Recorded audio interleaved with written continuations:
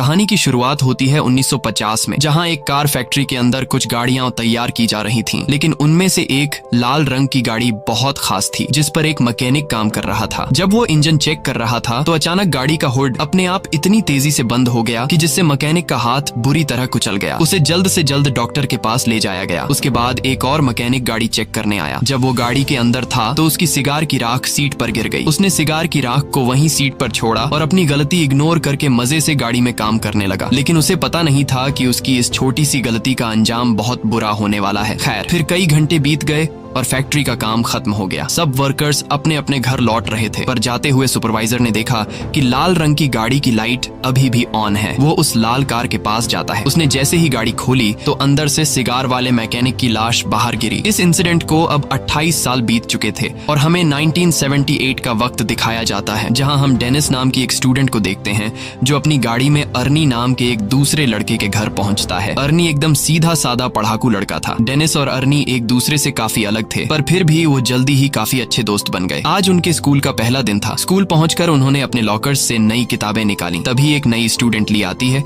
और अपनी खूबसूरती से सब स्टूडेंट्स को अपनी ओर आकर्षित कर लेती है। डेनिस ली को देखते ही उस पर फिदा हो जाता है। बाद में जब डेनिस और अर्नी घर लौट रहे थे तो अर्नी को अचानक एक घर के बाहर एक लाल रंग की गाड़ी दिखाई दी। अर्नी ने जब गाड़ी को देखा तो उसने डेनिस को तुरंत रुकने को कहा। उन्होंने जब पास जाकर देखा तो वो एक पुरानी जंग लगी हुई खटारा कार थी, लेकिन अर्नी को ये कार बहुत पसंद आई। वो वही फैक्ट्री वाली कार थी जिसे हमने कहानी की शुरुआत में देखा था और अब उसकी हालत बिल्कुल खटारा हो चुकी थी। लेकिन अर्नी को इससे कोई फर्क नहीं पड़ा और वो उसी पल गाड़ी का दीवाना हो गया। तभी गाड़ी का मालिक जॉर्ज वहां आया और उसने कहा कि इस गाड़ी का नाम क्रिस्टीन है और ये उसके भाई की कार है जिसकी कुछ हफ्तों पहले ही मौत हो गई। दरअसल जॉर्ज जल्द से जल्द इस गाड़ी से छुटकारा पाना चाहता था, इसलिए वो इसे सिर्फ $250 में बेचने को तैयार हो गया। डेनिस ने अर्नी से कहा कि इतनी खटारा गाड़ी पर पैसे क्यों लगा रहा है, कोई दूसरी अच्छी सी गाड़ी खरीद लो। इसे दोबारा रिपेयर करने में तुम्हारे बहुत पैसे बर्बाद हो जाएंगे। मगर अर्नी ने बिना सोचे समझे उसी वक्त गाड़ी खरीद ली। फिर शाम को जब वो घर लौटा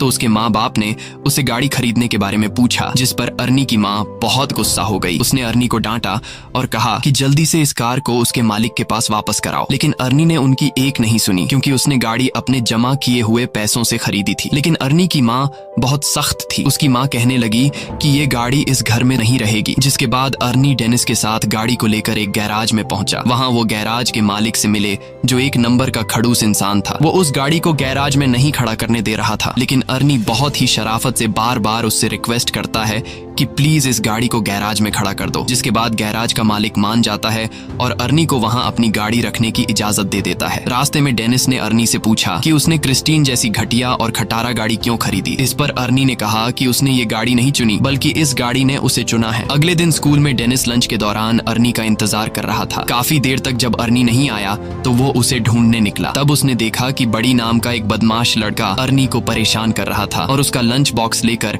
अर्नी को चाकू से धमका रहा था। डेनिस ने बीच में आने की कोशिश की, तभी बड़ी ने लंच जमीन पर फेंक दिया और अर्नी को उस पर गिरा दिया। इससे बेचारे अर्नी का चश्मा गिर गया तो बड़ी ने उसे अपने पैरों तले कुचलकर तोड़ डाला। उसके बाद बड़ी अर्नी की हालत पर हंसने लगा, पर तभी डेनिस ने मौका देखकर बड़ी पर हमला कर दिया। उसी समय बड़ी की गैंग ने डेनिस को घेर लिया। तभी जल्दी ही एक टीचर ने वहां आकर लड़ाई रुकवाई। अर्नी ने टीचर को बताया कि बड़ी ने उसे चाकू से धमकाया है, लेकिन बड़ी ये मानने को तैयार नहीं था। तब टीचर ने उसे अपनी जेब खाली करने को कहा, तो बड़ी जेब खाली करते वक्त उसकी जेब से वही चाकू निकला। आखिरकार टीचर ने बड़ी और उसके गैंग को ऑफिस में भेज दिया, जिसके बाद बड़ी को स्कूल से निकाल दिया गया। इसी तरह कई हफ्ते बीत गए और आर्नी दिन रात मेहनत करके गाड़ी ठीक करने में जुटा हुआ था। उसी वक्त गैराज का मालिक आता है और वो आर्नी की रिपेयरिंग के काम को देखते हुए उसे अपने साथ काम पर रख लेता है। वो आर्नी से कहता है कि काम के बदले में तुम अपनी गाड़ी के लिए कुछ पुर्जे इकट्ठा कर सकते हो। आर्नी ने इसके लिए हाँ कर दी और फिर दिल लगाकर गाड़ी ठीक करने में जुट गया। मगर उसे इस बात का एहसास ही नहीं हुआ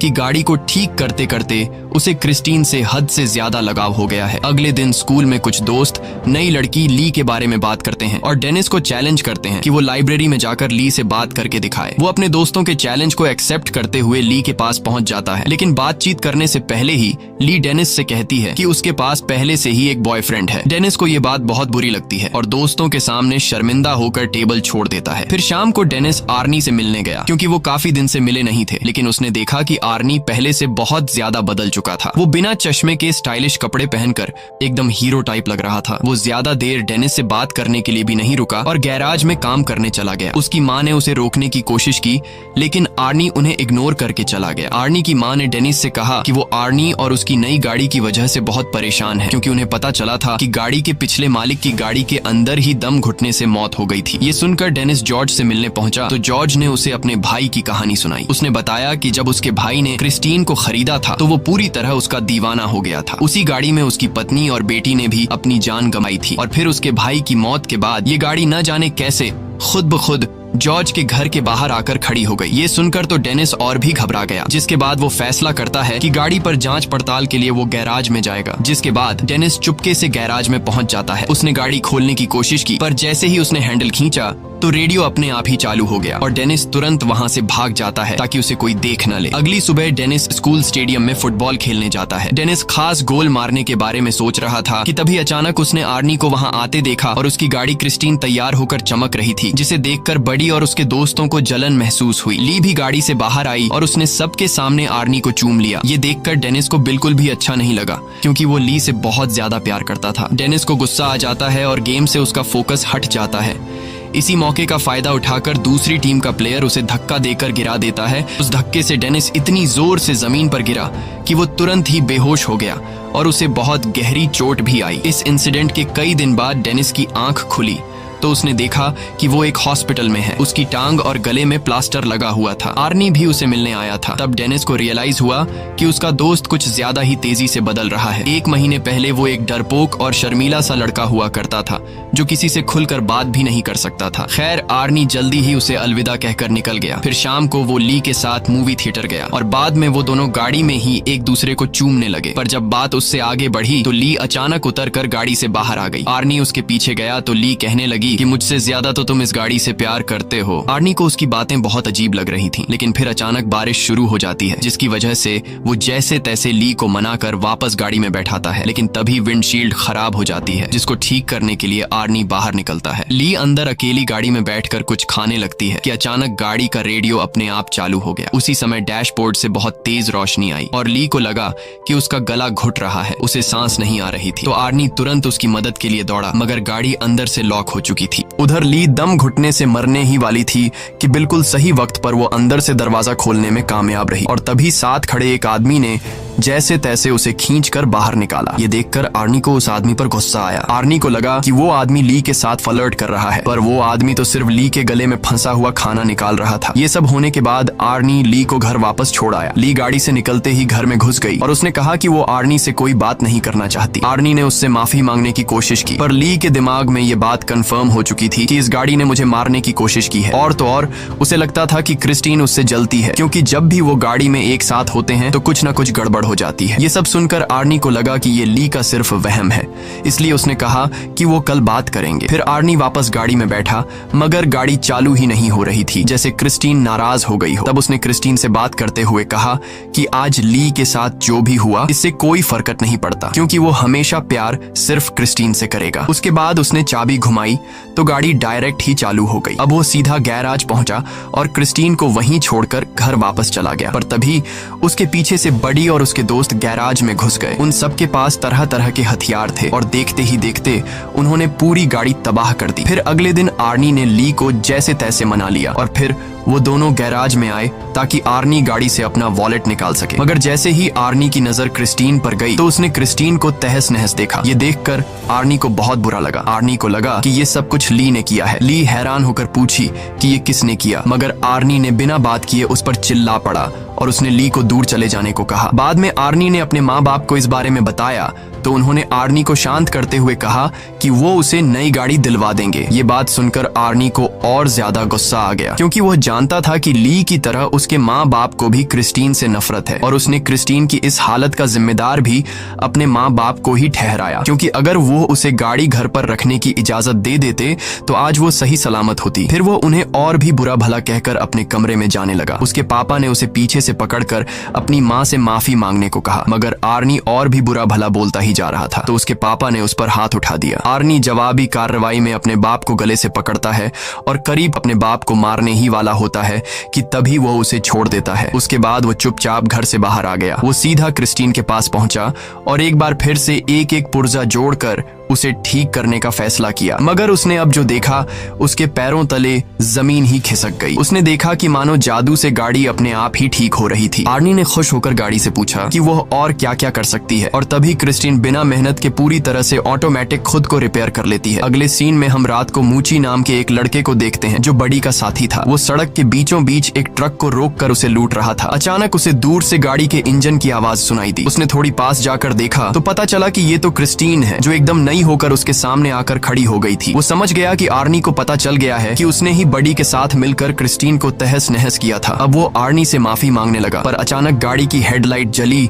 और वह तेजी से मूची की ओर बढ़ने लगी। मूची उसी पल अपनी जान बचाकर भागा और सड़क के साथ मौजूद गली में छुप गया। उसे लगा कि अब तो गाड़ी उसका पीछा छोड़ देगी, मगर जल्द ही क्रिस्टीन दोबारा से उसके पीछे पड़ गई। अब मूची भागकर एक पुराने वेयरहाउस में घुस गया, लेकिन क्रिस्टीन ने उसका पीछा नहीं छोड़ा। आखिरकार मूची एक जगह फंस गया जहां से भागने का कोई रास्ता नहीं था। क्रिस्टीन ने उसे घेर लिया। मूची ने अपना चाकू निकालकर आर्नी को धमकी दी पर क्रिस्टीन जबरदस्ती अंदर घुस गई और मूची को बेरहमी से कुचल दिया। फिर अगली सुबह आर्नी डेनिस से मिलने गया और उसे मूची की मौत के बारे में बताया। ये सुनकर डेनिस को बहुत हैरानी हुई। उसे ये भी समझ नहीं आ रहा था कि अगर क्रिस्टीन पूरी तरह तबाह हो गई थी तो वो अपने आप ठीक कैसे हो गई। मगर आर्नी ने कोई जवाब नहीं दिया और चुपचाप चला गया। बाहर जाते वक्त आर्नी से डिटेक्टिव जंकिंस मिलने आया और भरोसा दिलाया कि वो क्रिस्टीन पर हमला करने वाले गुंडों को ढूंढ रहा है और साथ ही मूची के कत्ल का केस भी वो ही हैंडल कर रहा है। आर्नी ने कहा कि वो मूची की मौत के बारे में कुछ नहीं जानता, लेकिन वो इस खबर से बहुत खुश है। ये सुनकर डिटेक्टिव को आर्नी पर शक हो गया। उसने आर्नी को बताया कि उसकी गर्लफ्रेंड ने ये गवाही दी है कि गाड़ी बिल्कुल टूटने फूटने के बावजूद भी अपने आप ठीक हो गई। ये सुनने के बाद आर्नी ने कहा कि ये सब झूठ है और वहां से चला गया। बाद में उसने ली को फोन करके मिलने बुलाया तो ली ने आने से इनकार कर दिया, जिससे वो और ज्यादा गुस्से में आ गया। वहीं दूसरी तरफ बडी और उसके दोस्त स्टोर से शराब खरीदते हैं और गाड़ी में बैठकर रवाना हो जाते हैं। रास्ते में एक दूसरी गाड़ी उनका पीछा करने लगती है तो बडी ने गाड़ी रोक कर देखा कि आखिर गाड़ी में कौन है, मगर हेडलाइट्स की वजह से उसे कुछ दिखाई नहीं दिया। फिर उसने अपनी गाड़ी रिवर्स की तो दूसरी गाड़ी भी वैसे ही रिवर्स होने लगी और तब बडी को पता चल जाता है कि वो गाड़ी कोई और नहीं बल्कि क्रिस्टीन है। अब बडी ने गुस्से में आकर गाड़ी भगाई और सीधा एक गैस स्टेशन पर जाकर रुकी जहां उसका दोस्त रिची काम करता था। बडी गाड़ी से उतरकर एक लोहे की रॉड उठा लेता है और अपना पीछा करने वाले आदमी को सबक सिखाने के लिए तैयार हो गया। लेकिन तभी क्रिस्टीन बहुत तेज रफ्तार में आई और सीधा बडी की गाड़ी से जा टकराई, जिससे उसकी गाड़ी को बहुत नुकसान हुआ। बडी को लगा कि आर्नी गाड़ी के अंदर ही है तो उसने आर्नी को बाहर निकलने को कहा, मगर क्रिस्टीन एक बार फिर तेजी से बडी की गाड़ी से टकराई और सीधा उसे वर्कशॉप में घुसा दिया। डॉन गाड़ी में बैठा था तो क्रिस्टीन ने उसे भी बडी की गाड़ी के साथ ही कुचल दिया। उसी समय बडी की गाड़ी से पेट्रोल लीक होने लगा और अचानक उसमें आग लग गई। कुछ ही पलों में पूरे गैराज में बहुत बड़ा धमाका हो गया और रिची भी उसी आग में जलकर मर गया। ये देखते ही बडी अपनी जान बचाकर भागने लगा, लेकिन क्रिस्टीन इतनी आसानी से बडी को जाने कहां देने वाली थी। क्रिस्टीन भी उसका पीछा करने लगी। आखिरकार उसने बडी को भी कुचल दिया